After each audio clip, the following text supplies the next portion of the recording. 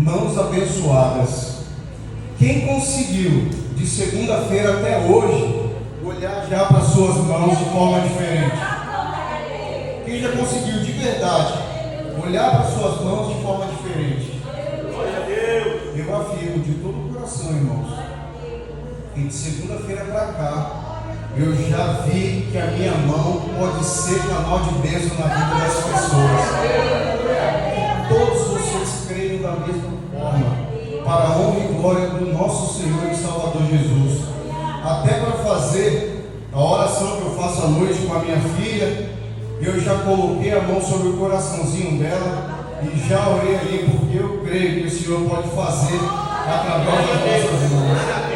Aleluia, irmãos. Sentemos todos, por gentileza, e vamos à palavra do Senhor.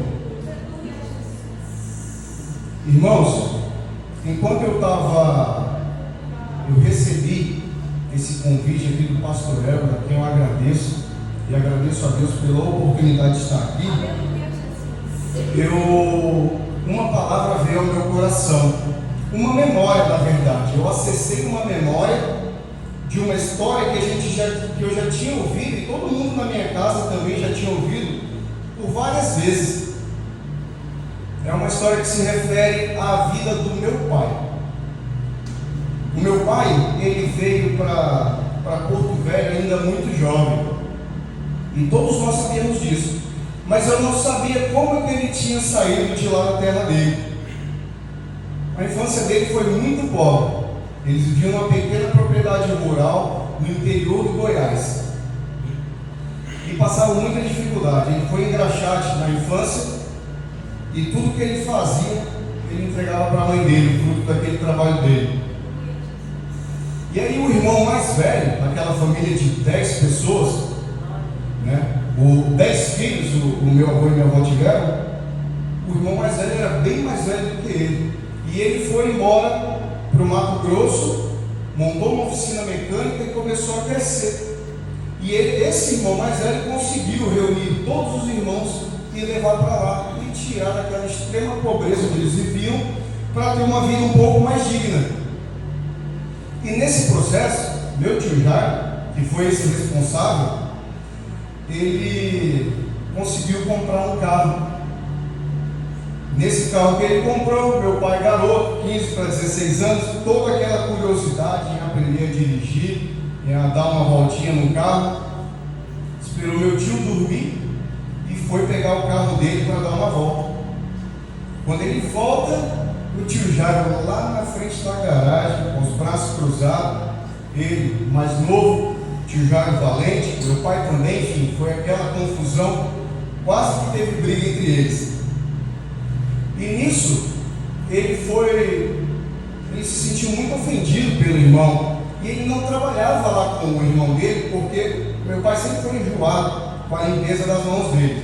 Ele disse que não queria trabalhar com oficina porque ele não gostava da mão suja. E aí, nisso, um dia ele se lamentando para minha avó, depois daquele episódio chato que aconteceu, ele se curvou diante da minha avó e falou: mãe, será que algum dia eu vou ter alguma coisa? E ele estava choroso, né? Será que algum dia eu vou ter um carro para falar que é meu? Será que algum dia eu vou ter uma casa para falar que é minha? Será que algum dia...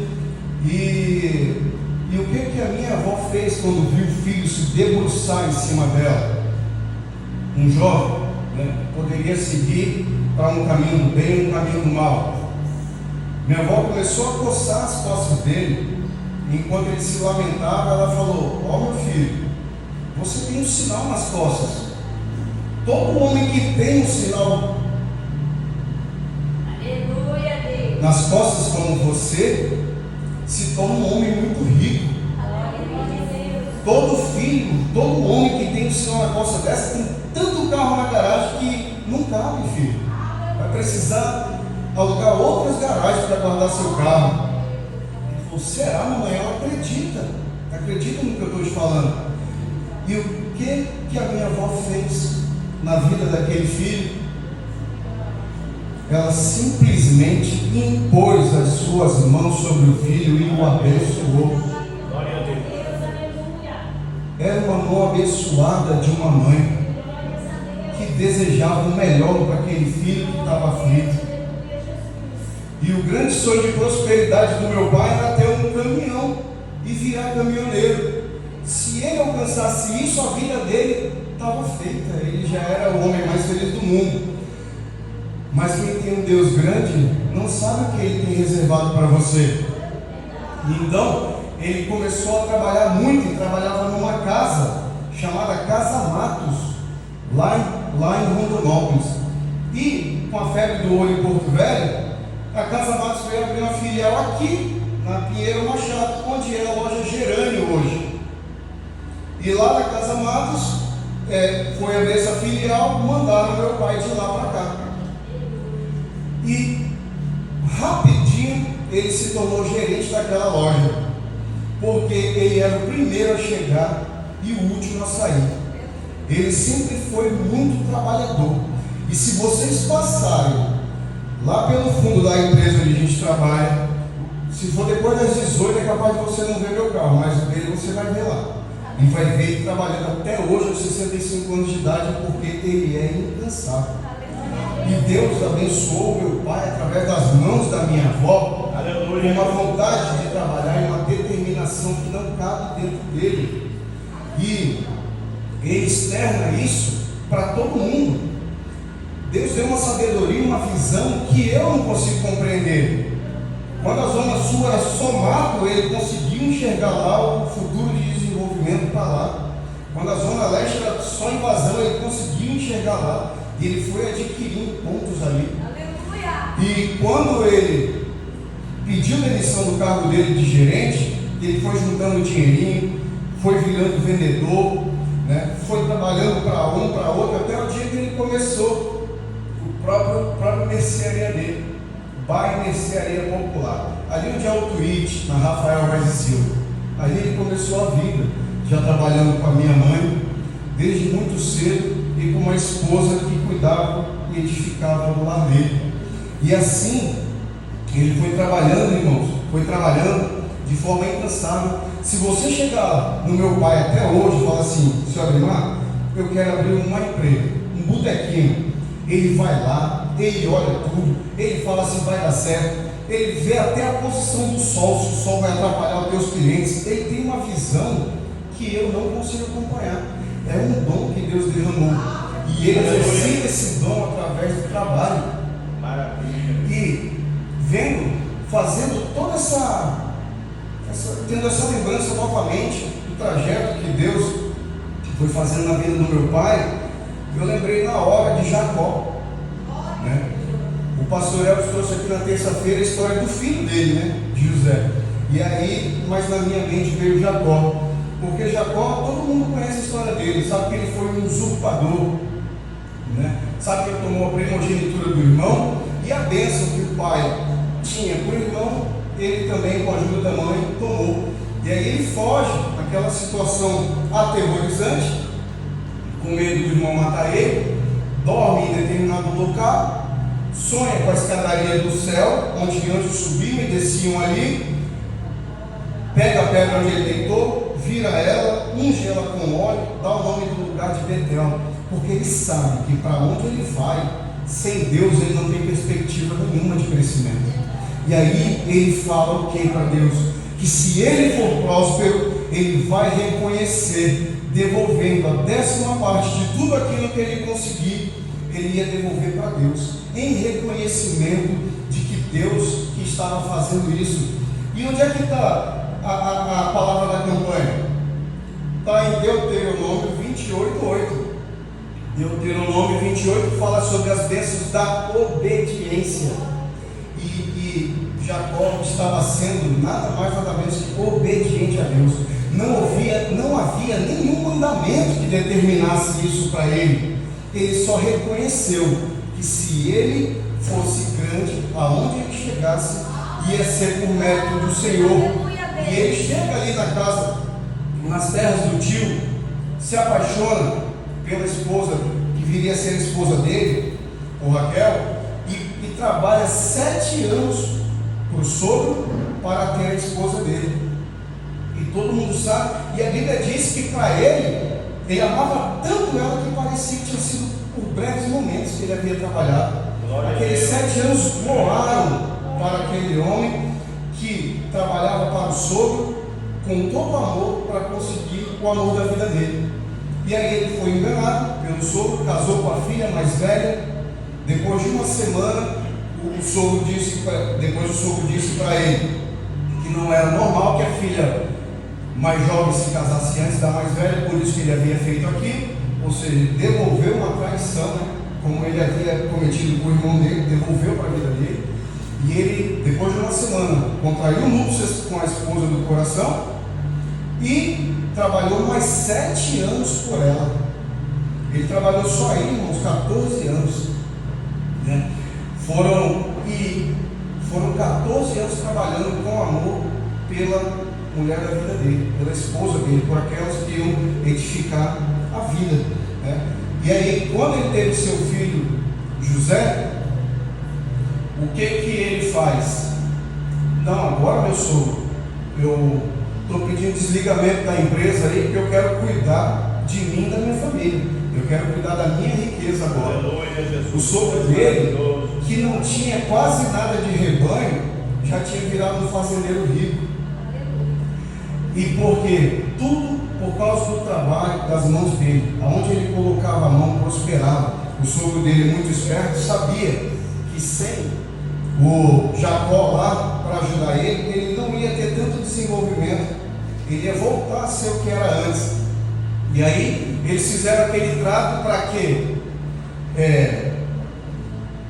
as ovelhas que nascessem, ele pede o sogro dele pergunta qual seria o salário dele. Ele fala que não quer nada do que seria dele, só quer que a partir de agora as ovelhas que nascessem salpicadas ou manchadas ou negras fossem dele e as branquinhas seriam do sogro. E ele, tudo bem, o sogro aceitou e veio mais uma facada nas costas de Jacó, para devolver a segunda facada que ele deu nas costas do irmão dele.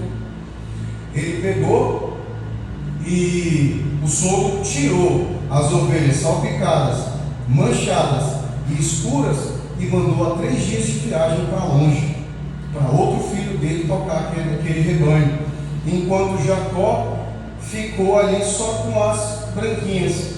Mas aí o Senhor instruiu ele, e com a instrução do Senhor ele retirou galhos e fazia riscos nos galhos, onde os animais iam copular, ele apresentava aquele galho e começou a fazer o rebanho dele. Deus foi abençoando e foi prosperando o rebanho dele com os animais mais fortes. E ele foi crescendo e crescendo até se tornar o grande patriarca que a história deles se refere. E eu não tinha como não olhar isso e não ter essa lembrança também do meu pai, como eu havia comentado com vocês. E essas lembranças, irmãos, elas ficam dentro da gente e você acaba adquirindo aquilo sem nem esperar.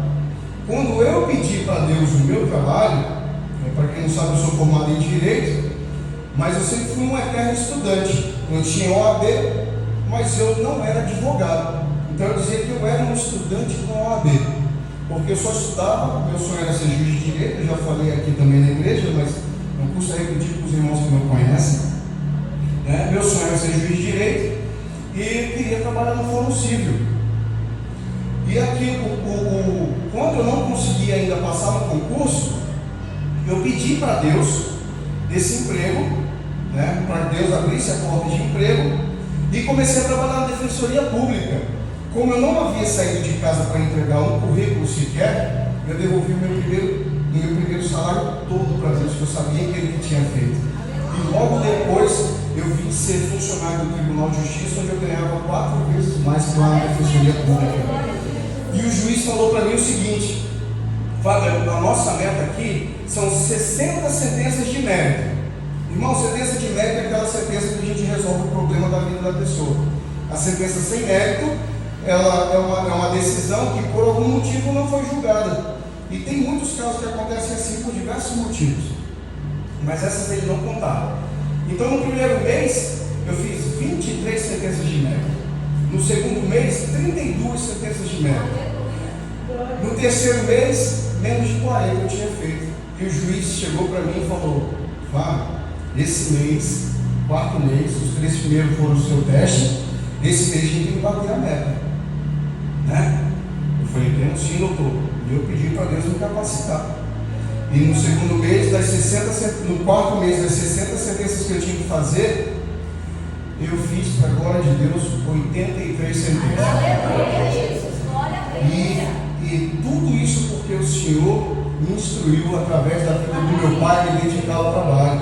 Hoje em dia, irmãos, a gente vê, né, pessoas que querem só o cargo e não querem trabalhar. Tem muito disso. Aqui a pessoa foi contratada para ser vendedor no balcão. E aí ela está ali no balcão. Ela vende, ela é muito boa naquilo que ela faz. Mas se a loja está sem movimento e ela está vendo que está suja, ela não pega a vassoura para ajudar a empresa, para abençoar a empresa, não faz. Porque ela fala que foi desvio de finalidade. Que ela é vendedora e estão querendo que ela trabalhe também como zeladora. Isso não pode existir, irmãos. Vocês, o nosso exemplo da Bíblia aqui não fazia isso. O exemplo pessoal que eu trouxe da minha casa não fazia isso. Era o primeiro a chegar, o último a sair. E até hoje, quem passa por aquela sucupira, vê meu pai tirando lama, tirando papel para não subdestruir o pó, onde entra o esgoto, ele faz isso até hoje. O pastor Elvis até hoje limpa o banheiro para se lembrar de onde ele veio. Até hoje, para ele não perder a humildade dele, para ele não perder as origens dele. E eu fui desenvolvendo um amor tão grande pelo meu trabalho, que o meu horário de trabalho era das 7 à 1 da tarde e das 4 às 6. Mas 1 da tarde eu ia para casa, ficava até as 2 horas eu voltava. E das 2 até as 6 eu trabalhava, mesmo não sendo o meu horário. E mais, era assim, o juiz não estava lá, não era para ninguém ver. Eu fazia para a honra e glória do Senhor. Eu queria pôr a vara civil, a nona vara civil, em primeiro lugar do Estado. Eu fazia isso para aquilo que eu pensava que Deus tinha me capacitado. E aí, no sábado, o fórum não abre. Todo mundo sabe que a justiça não funciona no sábado. Mas eu era assessor, tinha chave do gabinete, os vigilantes me conheciam, deixavam eu entrar. E eu fazia sentença no sábado. Eu ia trabalhar no sábado, mesmo não sendo o meu dever. Mas eu sou assim. Eu aprendi com meu pai a ser assim. E um dia, depois de vários meses que eu já trabalhava lá, o juiz chegou umas 9 da manhã. Ué, Fábio, o que você está fazendo aqui? Eu falei, a gente tem que botar lá na vara civil primeiro do Estado, doutor. Vamos trabalhar. E ele me olhou e vamos trabalhar. Ali, eu sei que eu adquiri a confiança e a admiração dele. Quando ele descobriu, alguém falou para ele que eu já estava ministrando a palavra de Deus, ele me mandou mensagem e pediu para o dia que eu fosse ministrar, que eu chamasse, que ele queria vir aqui e ver. Virou um amigo do coração. Amanhã, se eu perder tudo, eu posso chegar dele e falar, doutor José Augusto, o senhor tem uma vaga de assessor aí para mim, que se ele não tiver, eu tenho certeza que ele me contrata. Se ele não tiver, se ele tiver de alguém com ele pode vir com algum amigo para me contratar. Porque eu dei o meu melhor, irmãos. E a gente, se a gente quer prosperar, com o trabalho da nossa mão, a gente tem que dar o nosso melhor. Olha o que a palavra de Deus diz, né? Ela fala assim, ó, Provérbios, no capítulo 6. E por que eu li isso daqui? Eu lembrei de uma senhora que eu conheci, que trabalhava em casa de família. E ela falou bem assim, ô Fábio, na casa que eu trabalho, meu patrão é bem de vida. Os filhos todos acordam cedo para ir trabalhar. E nas famílias que eu conheço, tudo vizinho da minha casa, a garotada dorme até meio-dia, 1 hora, 2 horas. Rapaz, o pessoal que é rico, que podia dormir até tarde, acorda cedo para ir trabalhar, e por que eles ficam desse jeito? A gente tem que se libertar dessa preguiça, irmãos. A preguiça é um veneno, né? Olha só o que Provérbios capítulo 6 diz: não dê sono aos teus olhos, nem repouso às tuas pálpebras. Livra-te como a gazela da mão do caçador e como a ave da mão do passarinheiro. Vai ter com a formiga ao preguiçoso, olha para os seus caminhos e ser sábio, a qual, não tendo superior, nem oficial, nem dominador, prepara no verão seu pão, na cega junta o seu mantimento. Ó preguiçoso, até quando ficarás deitado? Quando te levantarás do teu sono? Um pouco de sono, um pouco tosquenejando, um pouco cruzando as mãos para estar deitado. Assim te sobrevirá a pobreza como um ladrão, e a tua necessidade como um homem armado. Isso é palavra de Deus, irmãos. Para aquele que é preguiçoso e está pensando que a mão vai abençoar, simplesmente se ficar de braço cruzado, não vai. O Senhor é um Deus de princípio, e Ele instruiu o princípio do trabalho desde o começo, desde Gênesis capítulo 3, quando Ele disse que para o homem ele ia comer do fruto do trabalho dele. Desde lá o Senhor instruiu o nosso trabalho, né? Já Provérbios 10, versículo 4 diz que o que trabalha com mão enganosa empobrece, mas as mãos do diligente enriquecem. Jacó foi diligente de todo o tempo. Ele abençoava o trabalho dele, ele abençoava os campos onde ele estava, ele abençoava as ovelhas onde ele trabalhava, ele abençoava a vida do sogro dele, mesmo tendo enganado ele buscava perdão no irmão, mas ele estava sempre ali, irmãos, com a mão levantada e pronta para abençoar e ser grande em tudo que ele fazia, assim como José foi, né? E na história de José, o pastor Elvis ainda falou aqui que José é um tipo que aponta para Cristo. Quem parou para pensar nisso? Que ele é uma tipologia de Cristo. Quem parou para pensar nisso? Por que José é um tipo que aponta para Cristo? Se vocês olharem, irmãos, os dois são os filhos do coração do Pai. Os dois foram destinados a ser grandes. José recebeu em sonho uma revelação. Jesus em todos os profetas que anunciaram sua chegada. Os dois eram jovens cheios de graça. Onde José botava a mão, prosperava. Onde Jesus botava a mão, havia cura, milagre e sinais maravilhosos. Os dois foram traídos por pessoas que amavam, né? José pelos irmãos, Jesus nas mãos daquele que ele chamou de amigo. Os dois sofreram muito, mas os dois também alcançaram posição suprema no tempo em que viveram. José, junto com o faraó, sendo governador dele, e Jesus, junto com o Pai, sendo também o governador de todo o universo. Os dois não reinaram na sua terra, reinaram numa terra diferente. E é por isso que toda a palavra que é ministrada aqui sai do coração de Deus para a nossa vida, para a gente aprender, para a gente tomar para nós a posse dela. E, irmãos, aqui o tempo é fulminante, eu tenho que me direcionar já para os finalmente, né? E eu tenho mais uma leitura para trazer e dividir com vocês. Está aqui em Êxodo capítulo 17, do verso 8 ao 13, está escrito assim: Amaleque peleja contra os israelitas, e está escrito: então veio Amaleque e pelejou contra Israel em Refidim. Pelo que disse Moisés a Josué: escolhe-nos homens e sai, peleja contra Amaleque. Amanhã eu estarei sobre o cume do outeiro, e a vara de Deus estará na minha mão. E fez Josué como Moisés lhe dissera, pelejando contra Amaleque. Mas Moisés, Arão e Hur subiram ao cume do outeiro. E acontecia que quando Moisés levantava a sua mão, Israel prevalecia, mas quando ele abaixava a sua mão, Amaleque prevalecia. Porém as mãos de Moisés eram pesadas, por isso tomaram uma pedra e puseram debaixo dele, para assentar-se sobre ela. E Arão e Hur sustentaram as suas mãos, e de uma banda e outro da outra. Assim ficaram suas mãos firmes até que o sol se pôs. E assim Josué desfez Amaleque e seu povo ao fio da espada. Irmãos, vocês conseguem enxergar o tanto de riqueza que tem nesse trecho? Vamos desvendar esse trecho? Olha só, né? Vai ter uma batalha iminente.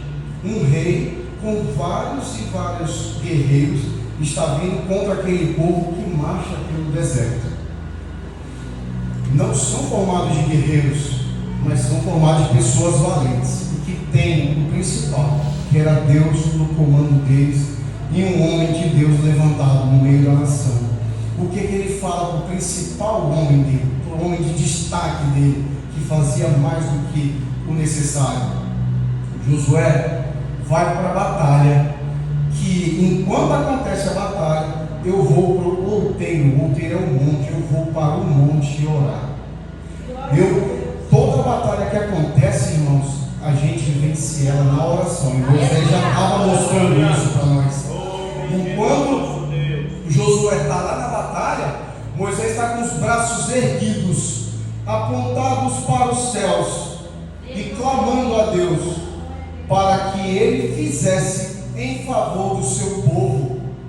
E aí, enquanto Moisés está com as mãos levantadas, nosso povo vencia, e quando abaixavam, eles perdiam. O irmão dele e o vendo que ele estava cansado, trouxeram o que para ele sentar? Uma pedra, uma rocha. Quem é a rocha, irmãos? O que o Senhor está nos ensinando com essa palavra? Se você está cansado, descansa em Jesus, mas não pare de orar. É isso que o Senhor está ensinando. Descansa em Jesus, mas não para de orar. Senhor, mas já estou orando há muito tempo e meu braço está pesado. Ótimo, chame alguém da sua família para orar com você, como ele chamou o irmão dele, Arão, para orar com ele. Chame um amigo do seu coração, como ele chamou para levantar o outro braço dele e não deixar o inimigo vencer a batalha. Olha o tanto de lição que o Senhor nos ensina aqui, irmãos.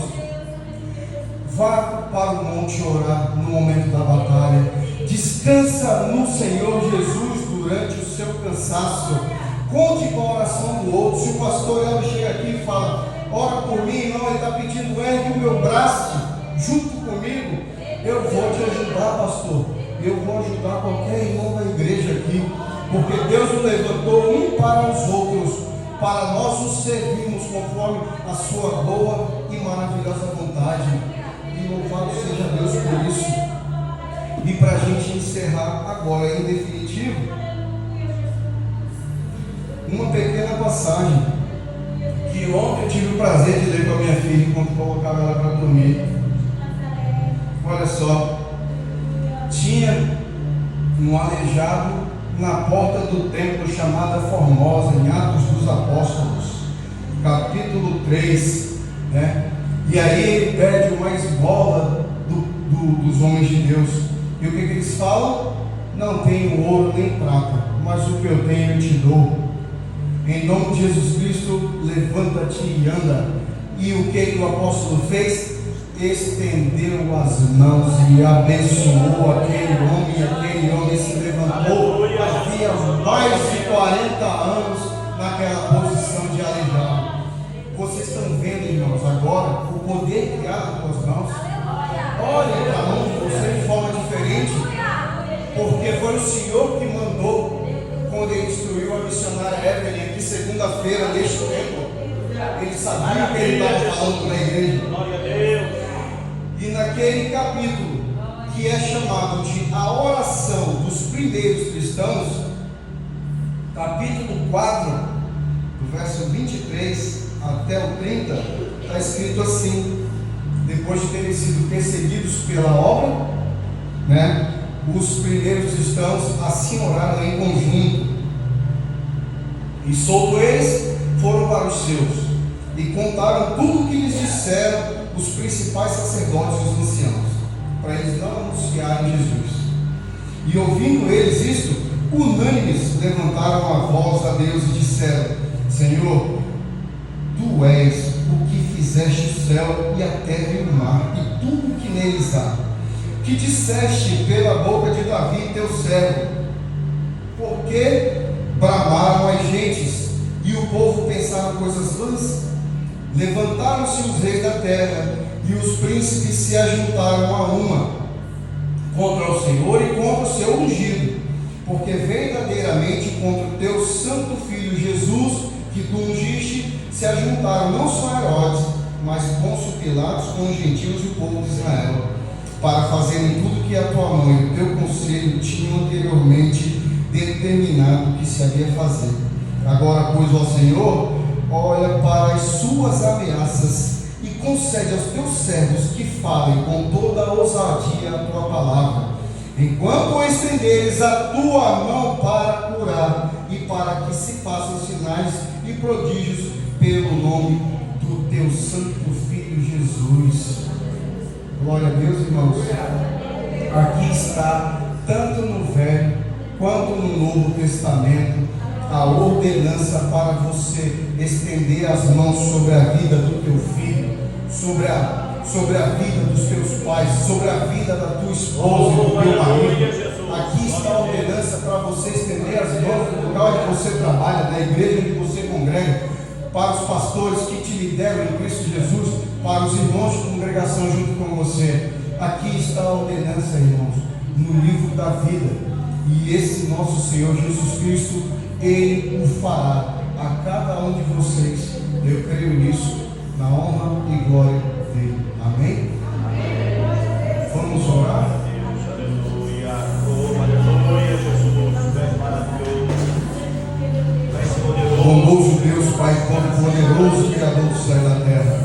Nós agradecemos por essas lições maravilhosas, Senhor, por cada campanha encabeçada nesta igreja, meu Pai, que nos edifica um pouco mais para o teu reino. Faz maravilhas através da nossa mão, Senhor.